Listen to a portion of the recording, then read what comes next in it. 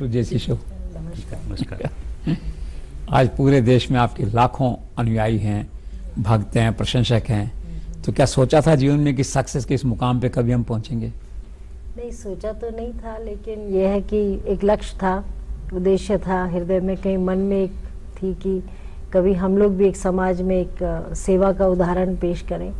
और इसी श्रृंखला में जुड़ती गई बातें और फिर आज इस मुकाम पे पहुंचे हैं कि समाज में आध्यात्मिक दृष्टि से भी और सेवा की दृष्टि से भी आज हम लोगों की फाउंडेशन बहुत अच्छा काम कर रही है। तो ये जो अच्छा काम आप कर रहे हैं जी, और ये जो आध्यात्मवाद है और जो समाज की सेवा है, इसकी प्रेरणा कहाँ से मिली? सबसे पहले तो इसकी प्रेरणा हमारी अपनी माता जी, जिन्होंने अपने जितने भी वर्ष वो जिए, जिन्होंने जितने भी समय तक उन्होंने समाज में आध्यात्मिकता का भी एक संदेश दिया। और हम लोग देखते थे कि वो हर छोटे से छोटा, बड़े से बड़े व्यक्ति के साथ एक समान व्यवहार, और जहाँ जिसके जीवन में अगर कोई कमी रहती थी तो उसकी कमी को पूरी करते थे। और बड़ा उनसे हमें प्रेरणा मिली कि ये भी एक संसार में एक ऐसा धर्म है जो सब धर्मों से ऊपर है, दूसरे की सेवा करना। तो उन्हीं की मेन हमारे जीवन में उनकी प्रेरणा थी। और फिर श्री महाराज जी, जो कि भोले जी महाराज के पिताजी थे, गुरु महाराज थे, तो उन्होंने भी अपने जीवन में हमेशा से आध्यात्मिकता के साथ साथ सेवा का भी लोगों को एक पाठ पढ़ाया। तो मुझे लगता है कि वही हमारे मेन जीवन के जो प्रेरणा स्रोत थे वही थे। तो आपके परिवार में शुरू से भावना रही है ट्रस्ट की, सेवा की? हाँ, भोले जी महाराज के परिवार में बहुत ज़्यादा थी, क्योंकि उनके पिताजी माताजी हमेशा समाज के ही लिए समर्पित थे। और फिर हम लोगों ने भी जब विवाह के बाद इस परिवार में आए, थोड़ी बहुत हमारे घरों में भी एक आध्यात्मिक वातावरण था, लेकिन वो फिर एक जब हमने उनको देखा तो उनके जीवन से और भी प्रेरणा मिली, और भी बल मिला, शक्ति मिली। और वो निरंतर हम लोगों को भी सिखाने का प्रयास करते थे कि आप भी देखो, इससे बड़ा धर्म संसार में और कोई नहीं है, कि दूसरे को, नर की सेवा में ही नारायण की सेवा है। तो ये विवाह कैसे, किस तरह से मिलान हुआ आप दोनों का? वो हमारे यहाँ जन्म पत्रियाँ मिलती हैं और परिवारों में जैसे पुरोहित मिलते हैं, तो उन लोगों से संपर्क हुआ। जब जन्म पत्री मिली तो फिर हमारी माता जी ने ये रिश्ता स्वीकार किया। हाँ। इससे पहले कभी मिले थे? नहीं जानते थे एक दूसरे कभी को? भी नहीं। मेरी उम्र 19 साल की थी, इनकी 23 साल की थी। ओके। तो वही जो बड़ों ने कर दिया वही मान्य था। तो आप गृहस्थ जीवन में भी हैं और समाज सेवा में भी हैं, जी। संन्यास में भी हैं, जी। तो कैसे इसको कोऑर्डिनेट करते हैं, बैलेंस कैसे करते हैं? बैलेंस इसी तरह करते हैं कि जो गृहस्थ में कठिनाइयाँ आती हैं, गृहस्थ जीवन भी एक सबसे बड़ा त्याग और बलिदान का जीवन है। जब आदमी गृहस्थ में रहता है, दूर से तो बहुत अच्छा लगता है, लेकिन नित्य प्रतिदिन कुछ न कुछ समस्याएं आती हैं। और ये किसी के साथ नहीं, सभी के साथ। हम जब भगवान राम का इतिहास देखते हैं तो उनके जीवन में भी, वो भी गृहस्थ में थे, उनके जीवन में भी परेशानी आई, लेकिन उन्होंने आध्यात्मिकता की शक्ति से उन सब परेशानियों को, उनसे निजात पाई। तो परेशानी नहीं होती एक तरह से, अगर उनको समझदारी से किया जाए।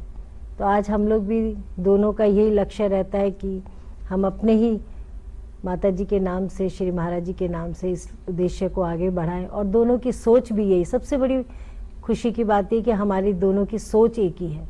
आप लोगों को उत्तराखंड का सामाजिक क्षेत्र का गौरव कहा जाता है। अभी उत्तराखंड सरकार ने आपको उत्तराखंड रत्न के पुरस्कार से सम्मानित किया, तो कैसा लगा? बहुत खुशी भी हुई। उन्होंने कई बार प्रयास भी किया। और उत्तराखंड एक ऐसा राज्य है कि जहां आप हर समय, हर क्षेत्र में जाके देखते हैं कि वहाँ ज़रूरत है। ऐसा नहीं है कि और राज्यों में शायद कम ज़रूरत होगी, लेकिन उत्तराखंड एक ऐसी स्टेट है कि हर एक क्षेत्र में। तो जब हमने वहाँ शिक्षा का बीड़ा उठाया, स्वास्थ्य के क्षेत्र में बहुत काम किए। और आज खुद मैं धन्यवाद देती हूँ उत्तराखंड सरकार का, अपने मुख्यमंत्री जी का, जिन्होंने ये सोच करके, ये मेरे लिए ही नहीं, ये पूरे उत्तराखंड का एक तोहफा है कि उत्तराखंड ने कम से कम, और भी लोग इससे प्रेरणा लेंगे कि अच्छे काम का फल अच्छा ही होता है। और इतना बड़ा सम्मान आज स्टेट में उन लोगों ने हमें दिया। मैं सबका धन्यवाद करती हूँ आपके चैनल के द्वारा। और बड़ा गर्व का ये विषय है कि इतने असंख्य लोगों में उन्होंने हमें चुना, और इस सेवा के माध्यम से। तो आज उत्तराखंड तो कम से कम हमने सारा ही कवर किया हुआ है। ऑलमोस्ट 28 राज्यों में भारत में है, लेकिन उत्तराखंड एक विशेष राज्य है जिसमें कि हम लोगों ने स्वास्थ्य, शिक्षा और बहुत से गरीब कन्याओं का विवाह और भी बहुत सी क्षेत्रों में हम लोगों ने वहाँ विकास करना शुरू किया। तो कभी राजनीति में आने का मन नहीं हुआ? नहीं ये बार बार यही प्रश्न उठता है। जब शुरू में हम लोगों ने सेवाएं शुरू करी थी तो पहला प्रश्न पत्रकारों ने यही उठाया था कि शायद माता जी आप या भोले जी महाराज राजनीति में आना चाहेंगे। मैंने कहा नहीं, राजनीति के बिना भी एक मनुष्य सेवा कर सकता है और वही लक्ष्य, वही ध्येय हमारे जीवन में कि राजनीति से हम लोग, क्योंकि राजनीतिक लोग भी हमारी सरकारें मदद कर रही हैं, सहयोग दे रही हैं, तो हमें अपने कार्य करने में परेशानी नहीं होती है। और जो लक्ष्य हमारा है वो राजनीति से भी बहुत ऊपर का लक्ष्य है। जब हम देखते हैं कि किसी के पैर लग रहे हैं, किसी के हाथ लग रहे हैं, किसी के हृदय परिवर्तन हो रहा है आध्यात्मिक तौर से भी, और हृदय में अगर कोई समस्या हार्ट में तो वो भी चेंज हो रहा है, किडनी ट्रांसप्लांट हो रही है, जब उन लोगों को देखती हूँ तो मैं सोचती हूँ इससे बड़ा पुरस्कार और कोई नहीं है। आज असंख्य लोगों की मदद इस मार्ग से हो रही है।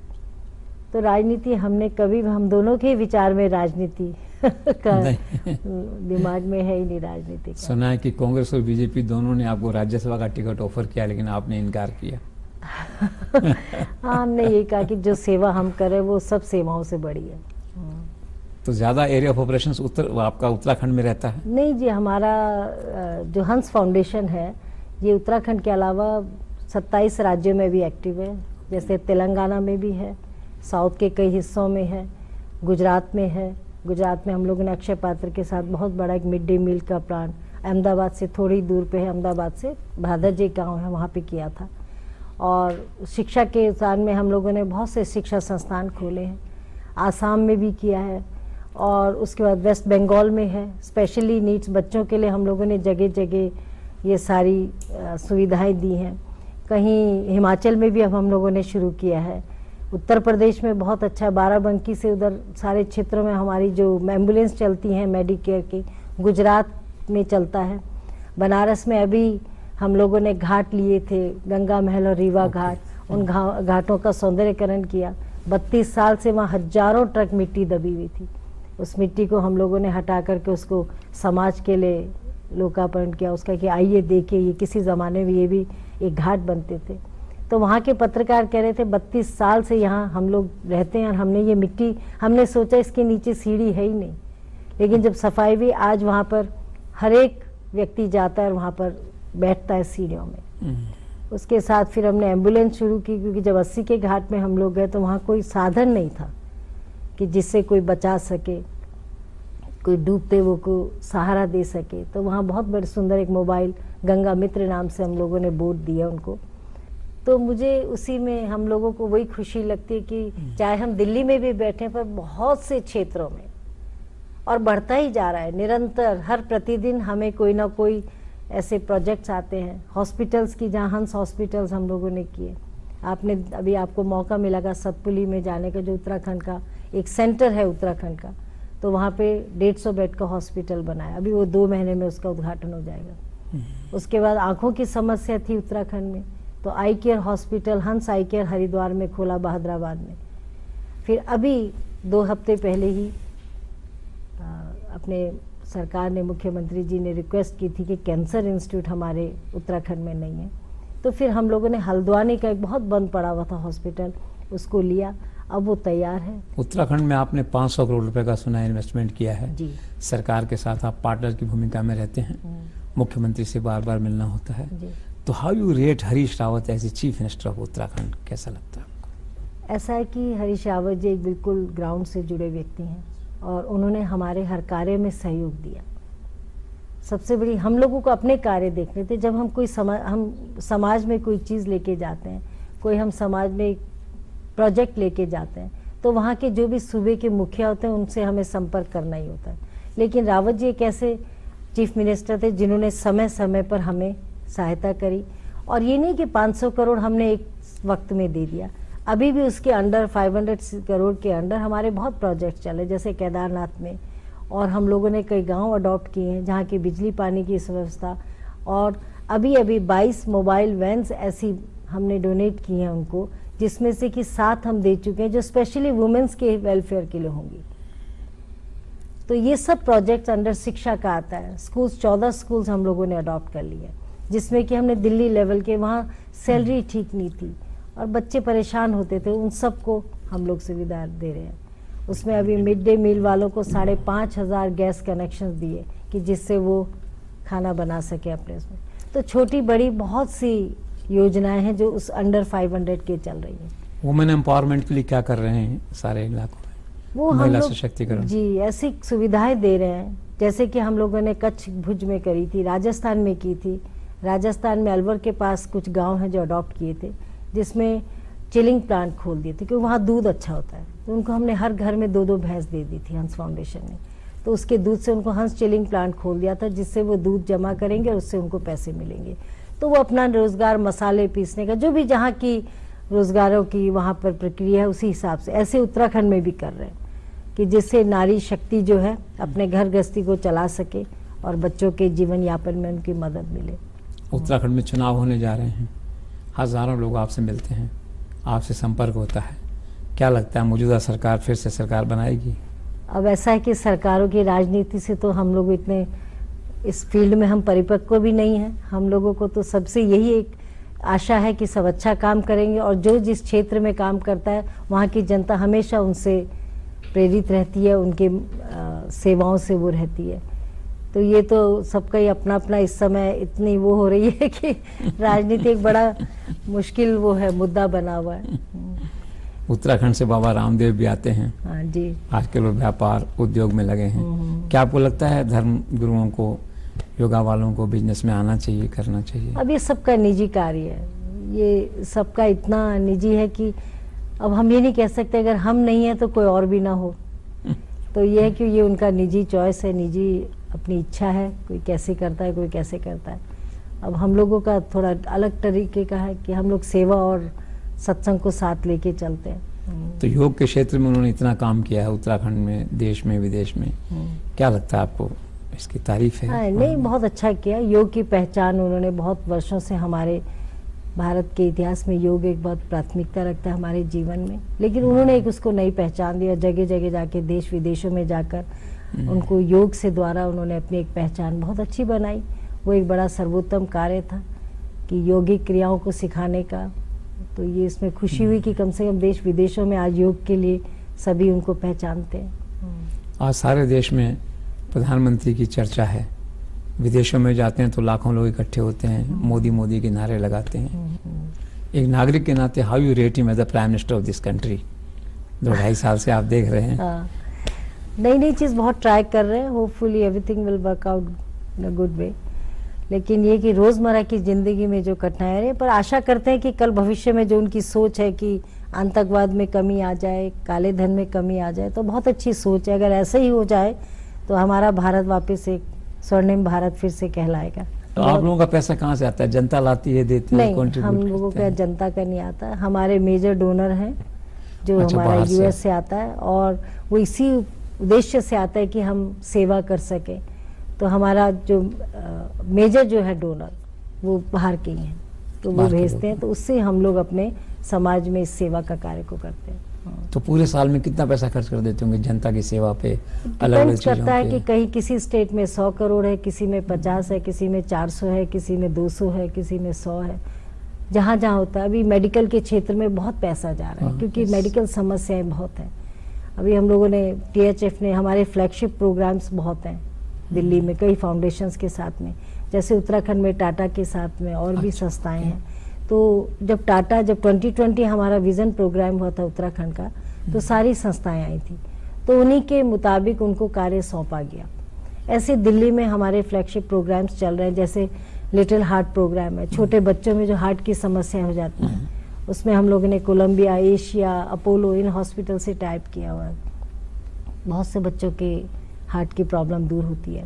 कोक्लियर इम्प्लांट की प्रॉब्लम है, वो भी हम लोगों ने इन हॉस्पिटल से टाइप किया। अभी तक 400 बच्चे, जो कि एक डिवाइस होता है ब्रेन तक, जो बिल्कुल बच्चे सुन नहीं सकते, एक सामान्य जीवन नहीं जी सकते, और थोड़े से प्रयास करने से वो अपना सामान्य जीवन जी सकते हैं। तो उसमें अभी तक कुछ ही महीनों में 400 बच्चों को फ़ायदा मिला। तो ऐसे बहुत से छोटे बड़े हमारी योजनाएं हैं।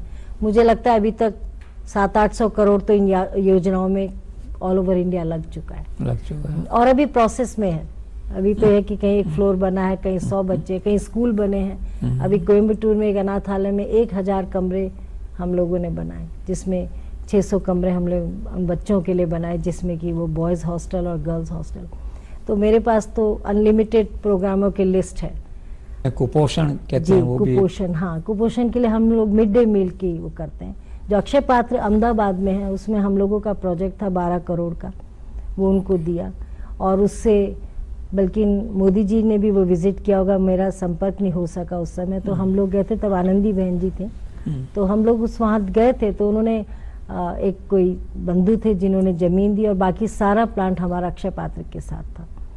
तो अब बहुत से बच्चों की 350 हम लोगों ने उनको मिड डे मील की वैन दी है, जिसमें उनके बच्चों की ट्रे आ जाए, विदिन 40 मिनट्स वो गांव में पहुंच जाता है भोजन, और बड़ा साफ, बहुत ही अच्छी तरह से वो लोग केयर करते हैं। तो ऐसे बहुत से भारत में आई हैं रिक्वेस्ट मिड डे मील की। हम लोग अब फ्यूचर में उत्तराखंड में भी सोच रहे हैं, हमारी मुख्यमंत्री जी से बात भी हुई थी कि जहाँ भी ज़मीन मिलेगी हम छोटे छोटे सेंटर्स के रूप में उसको देंगे। तो सबसे बड़ा कंट्रीब्यूशन क्या लगता है, आपने क्या किया अभी तक इस सारे फील्ड में? सारे फील्ड में तो ये अनगिनत फील्ड है, इसमें कहीं आप गिनती नहीं कर सकते, कहीं आप ये नहीं कह सकते कि पूर्ण विराम हो गया। ये तो हम लोग रोज यही सोचते हैं कि आगे अब क्या आ रहा है, आगे हम इसको कैसे करेंगे। और मैंने आपको पहले बताया कि नित्य प्रतिदिन ये डबल होता जा रहा है। जो हम 10 करोड़ का जहाँ सोचते थे, आज वहाँ 50 की जरूरत है। जहाँ 50 सोचते थे, आज 200 की जरूरत है। कि बहुत से अरब लोगों को एक आशा बन गई है। आज उत्तराखंड में, हिमाचल में, आसपास के जो भी हैं, हरियाणा में हम लोग सोच रहे हैं, सभी क्षेत्रों में एक आशा बन गई कि अगर हमें कहीं से नहीं मिलेगा तो हम हंस फाउंडेशन के पास जाएंगे, तो हंस फाउंडेशन जरूर हमारी मदद करके, आप देख ले कभी मौका लगेगा, एशियन हॉस्पिटल्स हैं, दिल्ली के बड़े बड़े हॉस्पिटल्स हैं, जहां हमारे उत्तराखंड से रोज 100-150 पेशेंट रोज आते हैं। तो अब ये जो 50 आते थे, अब 100 आ रहे हैं। तो वे आशा बन चुकी है कि आशा का है कि जिसका सुना होगा काम हो गया। अब एक और आशा बनती जा रही है कि हंस फाउंडेशन हमेशा भी हमारी मदद के लिए तैयार है। तो अगले 4-5 साल के लिए क्या प्लानिंग है, क्या रोड मैप है, क्या विजन है? विजन यही है कि हर स्टेट में कोई स्वास्थ्य से न पीड़ित हो, स्वास्थ्य सेवा से, ये सबसे बड़ा विजन है। कोई अशिक्षित ना रहे। हमारी बच्चियां हैं, हमारे भारत में छोटी छोटी बच्चियां, उनको पूरी शिक्षा मिले स्कूलों में। मेजर हम लोगों की राज्य के, हम लोगों के देश की सबसे बड़ी समस्या है कि स्वास्थ्य, शिक्षा और पलायन। पलायन कोई भी स्टेट हो, हर बच्चे निकलते जा रहे हैं। फिर थोड़ा ड्रग्स से बच्चों को हम लोग शिक्षित कर रहे हैं, शराब से हम शिक्षित करें कि इनका सेवन ना करें, अपने जीवन को, जो ये जीवन मिला, इसको अच्छे काम में लगाएं। तो बहुत से प्रोजेक्ट्स हैं। हाँ, और हम लोगों ने ये भी अभी नया एक शुरू किया है कि हमारे उत्तराखंड में बच्चे बहुत होशियार भी हैं कई, पर उनके पास फाइनेंशियली वो लोग स्ट्रांग नहीं है। तो जैसे कोई मेडिकल में निकलता है, कोई उसमें निकलता, तो हम लोग उनको डॉक्टर्स बनाते हैं, इंजीनियर बनाते हैं। तो अभी हम लोगों ने एक नया शुरू किया 50-50 करके, हर साल हम अपने स्टेट से 50 डॉक्टर, 50 इंजीनियर लाएंगे। आप तो देखिए आध्यात्मवाद से जुड़े हैं, दर्शन से जुड़े हैं, तो लाइफ को आप कैसे डिफाइन करती हैं? व्हाट इज लाइफ, क्या लगता है आपको? लाइफ, जीवन भी एक जीवन जो भगवान ने हमें दिया है, वो जीवन एक अच्छे कार्यों के लिए दिया है। और उन कार्यों में अगर हम लोग रहेंगे तो ये जीवन ने, तो एक नॉर्मल इंसान को आप देखिए सुबह से शाम तक अपनी ही सोच करके एक जीवन खत्म हो जाता है। लेकिन हम जब आध्यात्मिक जीवन जीते हैं तो उसमें बहुत सी उम्मीदें होती हैं, बहुत सी कृपा के हम पात्र बन जाते हैं। और हम जब अच्छा कर्म करते हैं तो उससे हमें खुद ही अपने जीवन को सच में ही जीने की एक शक्ति मिल जाती है। तो वही हम लोग उसी रास्ते में चले। And what is death, how you define death? Death भी एक प्रक्रिया है, ऑल्सो जैसे कहते हैं जो सिस्टम सेट हुआ है, आए हैं तो जाएंगे, ऐसा तो नहीं है कि यहाँ रहना ही है। वो तो एक यात्रा है, उसमें सुख भी है, दुख भी है। ऐसे ये जीवन यात्रा, एक दिन आए हैं, एक दिन चले जाएंगे। लेकिन जो चला जाता है उसके पीछे उन्हीं को याद किया जाता है जो समाज के लिए कुछ अच्छा छोड़ के जाते हैं। कोई धर्म से, चाहे किसी भी सेवा से, अगर वो समाज में कुछ अच्छा काम करते हैं तो उन्हीं को याद भी किया जाता है। मोक्ष को कैसे देखती हैं आप? मोक्ष तो अपने जो हमें ये मानव टोला मिला है, इसमें हम अच्छे कर्म करेंगे तो मोक्ष की स्वतः ही प्राप्ति होगी। ये तो संतों ने भी कहा है कि मोक्ष तभी मिलेगा जब आप इस शरीर से अच्छे कर्म करेंगे। और जीवन में इसे कैसे देखते हैं, प्रेम को, लव कहते हैं जिसको, प्रेम, इसको कैसे? प्रेम एक ऐसा सूत्र है जो बड़े से बड़ी कठिनाई को भी बहुत अच्छी तरह से, जिसके अंदर प्रेम होगा वो बड़ी से बड़ी समस्या को भी बड़े आसानी से वो हैंडल कर लेता है। तो प्रेम तो एक ऐसा सूत्र है जो जगत में जिसको सार का है। प्रेम के अलावा अगर हमने प्रभु से भी किया और प्रेम नहीं किया तो वो प्रभु की भक्ति भी हम नहीं कर सकते। तो प्रेम तो एक ऐसा सूत्र है जो हम सबको ही, उस प्रेम पे ही सब कुछ आधारित है। अगर आपने सब कुछ कर दिया और आपके अंदर प्रेम ही नहीं है तो हम उसको जी नहीं सकते, जीवन जीवन ही नहीं रहेगा। विवाह को कैसे देखते हैं? विवाह जैसे तो, कहते हैं मैरिज इन इंस्टीट्यूशन, तो विवाह को कैसे देखते हैं? विवाह भी एक, जैसे आप एक बिजनेस करते हैं उसमें दो आपके पार्टनर्स अगर अच्छे चलते हैं वो बिजनेस सक्सेसफुल रहता है। विवाह एक ऐसी गाड़ी है कि उसमें पहिए में एक भी ढीला हो जाए तो वो गाड़ी चल नहीं सकती है। सबसे साधारण बात है जो हम रोजमर्रा की जिंदगी में देखते हैं, अगर दोनों ही पहिए बराबर चल रहे तो विवाह जैसा जीवन भी नहीं, जो एक दूसरे का आपको सहयोग मिलता है, हेल्प मिलती है और उससे आप बड़ी से बड़ी कठिनाइयों को दूर कर देते हैं। और अब एक आखिरी सवाल कि ईश्वर ने आपको सब कुछ दिया है, लोकप्रियता, अध्यात्मवाद, जनता की सेवा, अब क्या तमन्ना मन में बाकी है, क्या ख्वाहिश बाकी है, क्या करना चाहते हैं? तमन्ना तो ये कि अंतिम समय तक हम ऐसे ही सेवा कर सकें, जो भी हमें ये लक्ष्य मिला है। इससे बड़ी खुशी मैं आपको, ये नहीं कि मैं आपके सम्मुख बैठी हूँ इसलिए मैं कह रही हूँ, पर रोज़मर्रा में भी जो लोग हमारे संपर्क में आते हैं हम उन्हें भी ये कहते हैं कि भाई ये अंतिम समय तक जितना भी भगवान ये कार्य करा सके और अंतिम समय तक हम अपने जीवन को अच्छे रूप में, अच्छे, ये जो चोला मिला इसको अच्छे कार्य में लगा सके, इससे बड़ा भगवान का कोई और गिफ्ट नहीं है। क्या बात, थैंक यू सो मच, बहुत अच्छा लगा आपने।